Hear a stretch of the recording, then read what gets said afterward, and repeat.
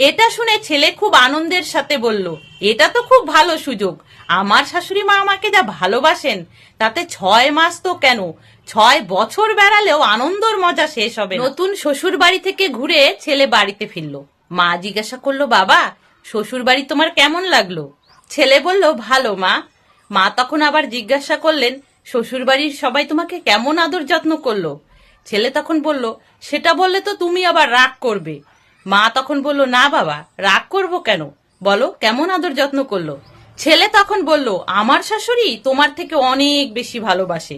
তুমি তো মাংস রান্না করলে 1 বাটি মাংস দাও, আর আমার শাশুড়ি গোটা আস্ত একটা মুরগি আমাকে ধরিয়ে দেয়। পিঠে, পায়েস, কত রকমের নানান রকম খাবার তৈরি করে।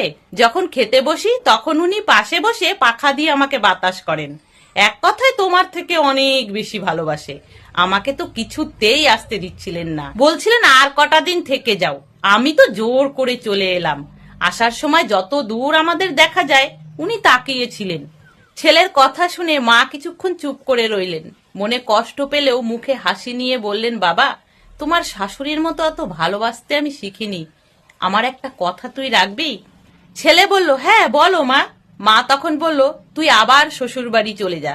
6 মাস তোর শ্বশুর বাড়ি থাকবি, তার একদিন আগেও তুই বাড়ি আসবি না।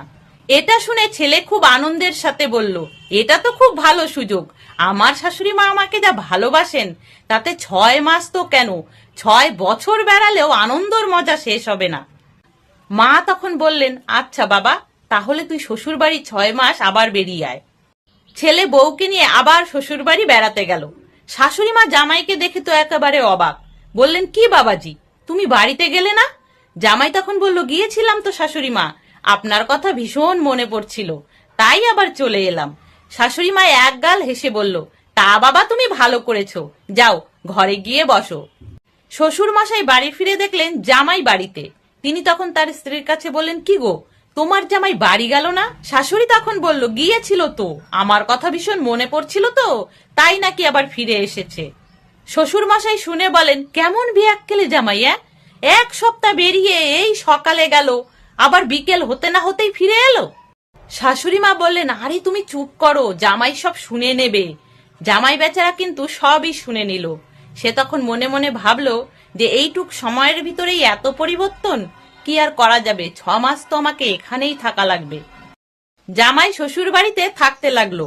কয়েকদিন পরে আস্ত মুরগি তো দূরের কথা, মাছ ভাতই জোটে না। একদিন সকালে শাশুড়ি একটা জাল নিয়ে জামাইয়ের হাতে ধরিয়ে দিল। বলল, যাও বাবা, খালি বসে বসে খাবে কি দিয়ে, যাও কটা মাছ ধরে নিয়ে এসো। কয়েকদিন পরে জামাইয়ের হাতে গরুর দড়ি ধরিয়ে দিয়ে বলল, যাও বাবা, গরুটা মাঠে বেঁধে দিয়ে এসো। তার কিছুক্ষণ পরেই একটা কাঁচি ধরিয়ে দিয়ে বলল, যাও গরুর জন্য কটা ঘাস কেটে নিয়ে এসো। এইভাবেই টুকিটাকি কাজের কথা শাশুড়ি মা শ্বশুর মশাই তাকে বলেন। এতে জামাই বিব্রত হলেও মুখে কিছু বলে না। কিছুদিন পরে জামাইয়ের প্রচন্ড জ্বর এলো। মেয়ে পাশে বসে মাথায় জল দিচ্ছে। শাশুড়ি মা কাছে গিয়ে একবারও দেখতে যাওয়া তো দূরের কথা, মেয়েকে আরো বলল, কিরে, তোর বর শুয়ে আছে আর তুই এই অকর্মণ্যের মাথায় জল দিচ্ছিস? যা উঠে গিয়ে ঘরের কাজগুলো সেরে নে। এই কথা শুনে বউ তখন স্বামীকে বলল, কি গো, এখানে থেকে আর কত অপমান সহ্য করব আমরা, চলো বাড়ি ফিরে যাই। স্বামী তখন বলল, দাঁড়াও, সবে তো 2 মাস হলো, আরো 4 মাস আমি এখানে থাকবো। এই কথা শুনে শাশুড়ি তখন বলল, এই বাড়ির থেকে বের হয়ে অন্য কোথাও গিয়ে খেটে খাও বাপু, এর থেকে ঘর জামাই রাখলে বিয়ের বাড়তি খরচাটা অন্তত বাঁচত। এরপর দিনের পর দিন জামাই বাবাজি শাশুড়ি মার যা তা ব্যবহার সহ্য করতে লাগলো। এরপর জামাই আর মেয়ের ভিতরে একটু খুঁটিনাটি ঝগড়া বাঁধে। জামাই রেগে গিয়ে মেয়েকে একটা চড় মারে। এতে যা হওয়ার তাই হলো। শাশুড়ি মা রেগে গিয়ে আদরের জামাইকে ঝাঁটাপিটা করে বাড়ি থেকে বের করে দিল। ছেলে এখন হাড়ে হাড়ে বুঝতে পারছে যে এই পৃথিবীতে মায়ের থেকে কেউ বেশি ভালোবাসতে পারে না। শ্বশুর বাড়িতে তো সবে মাত্র 3 মাস হলো, তাতেই এমন আচরণ। মা তো 30 বছরেও তার সাথে কখনো এমন আচরণ করেনি। ছেলের তখন মনে পড়তে লাগলো মায়ের কথা।